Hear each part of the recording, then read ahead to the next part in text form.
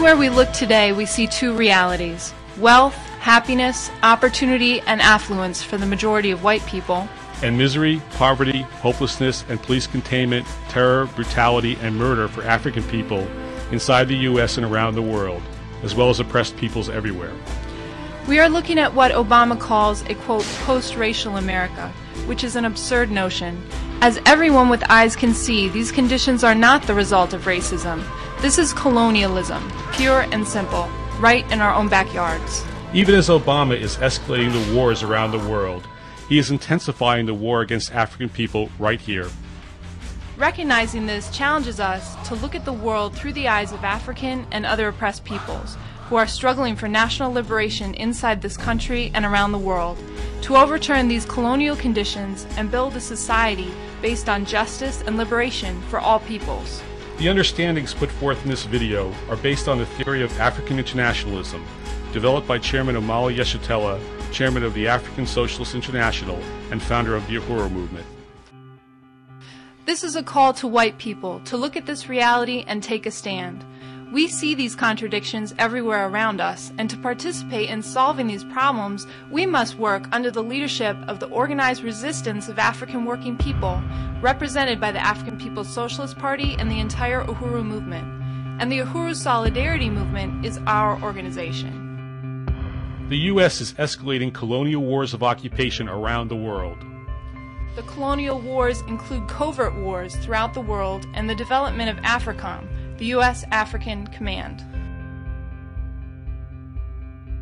The United States and Europe are built on wars, slavery, genocide, and colonialism, with stolen land from the indigenous peoples of North and South America, the stolen resources from Africa, and the stolen labor of African people. The African community in the U.S. is under constant lockdown, experiencing conditions of war similar to Palestine.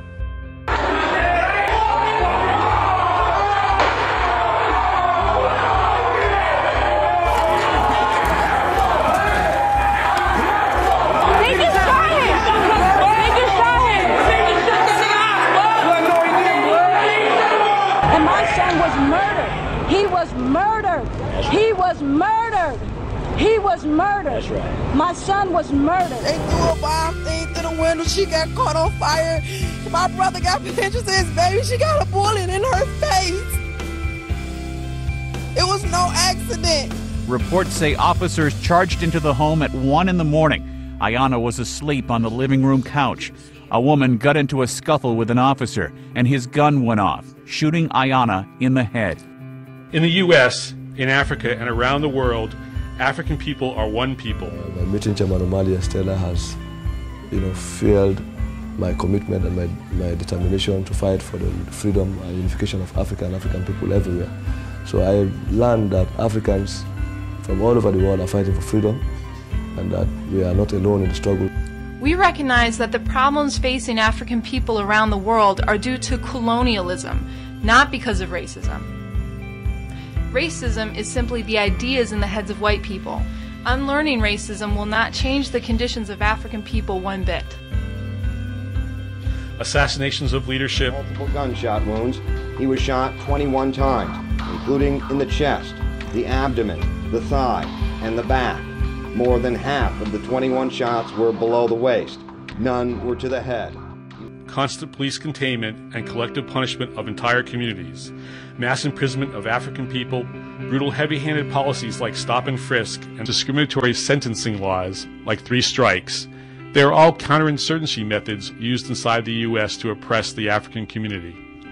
Drugs like heroin and crack cocaine have been brought in by the U.S. government through the CIA to function in the ongoing criminalization of African people and the destruction of the community as a whole. The so-called U.S. drug war is nothing but a front of the war on African people. Young men of color are so frequently the targets of unjustified police intrusion that they have begun to see this as a regular and expected part of their coming of age. That's a crime. Massive numbers of police officers are being deployed into communities of color, waiting outside high schools, waiting for kids to walk home and searching them. Those same police forces are not being deployed on the Upper East Side of Manhattan to stay in front of privileged, overwhelmingly white private schools. That's really what the issue comes down to here. The prison industry functions not only as part of this war on the black community, but also, like drugs, builds an entire economy for the white community. Prisons are a source of economic development for rural white communities. Prisons are opportunities for police and prison guards to earn massive overtime. An entire prison economy is built on the backs of African and Mexican people that serves as the only growth industry in the crisis of imperialism today. Murdering unarmed young black men, shooting them in the back, running Africans over with their police cars, killing 92-year-old grandmothers, fathers, mothers, sons, and 7-year-old children alike. Where organized resistance is building, with the Uhuru Movement leading the way, building organizations like the International People's Democratic Uhuru Movement, defending the democratic rights of African people, and the Campaign of African Resistance, putting forward freedom fighters like Diop Olugbala. When we look at all the attacks that are being made on our communities right now, in the form of numbers of murders of young Africans, in the form of economic estranglement and starvation of our community, when we see your same administration, your chief right there, and DA Lynn Abraham, who has never ever indicted any cop for murdering African people in cold blood. And Chairman Omali Yeshitela. We live in a world whose political and economic configuration has come about as a consequence of terror and imperialism. It is a world that is based on a parasitic political economy, a world that is based on a parasitic economy that requires the blood of the peoples of the world in order for it to continue to be successful. Who are pushing back attacks on their own lives, families, and communities by building an organized response from the African working class to build power. The struggle for democratic rights for the African community inside the U.S. is part of the worldwide struggle for African liberation, and the African People's Socialist Party is building in Sierra Leone, West Africa, Kenya, South Africa, England, Germany, Belgium, France, the Caribbean, Venezuela, Colombia, and around the world to come under the single organization of the revolutionary African working class, the African Socialist International. Solidarity with the resistance of the people of Afghanistan. Solidarity with the people of Palestine. Solidarity with Hugo Chavez and the people of Venezuela and throughout South America. Solidarity with the people of Zimbabwe. Solidarity with the people of Mexico and all of the oppressed and colonized people right here inside the United States as well.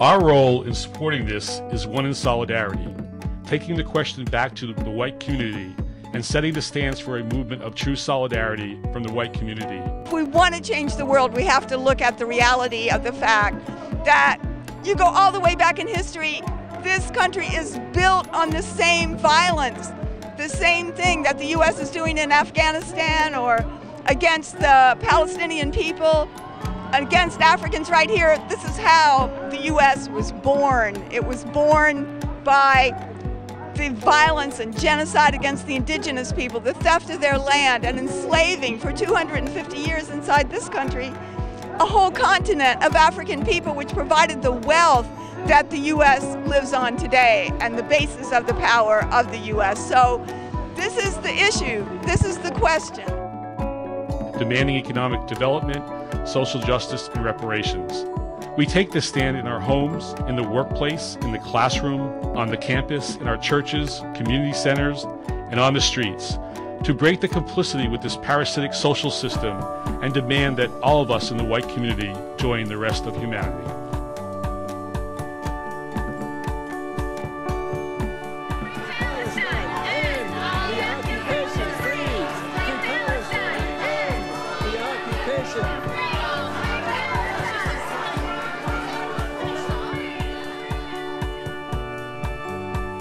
And you can be part of this exciting movement. Join us in building a new world.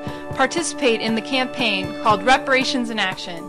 Organize a fundraiser in your community. Hold a house event. Build a benefit concert, a bake sale, a flea market, or any other creative way of raising resources where you live.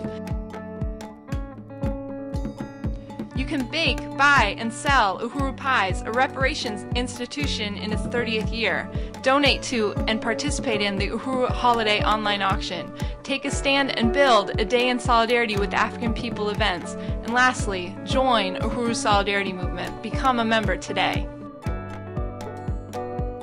As the Uhuru Movement says, One Africa, one nation, Uhuru.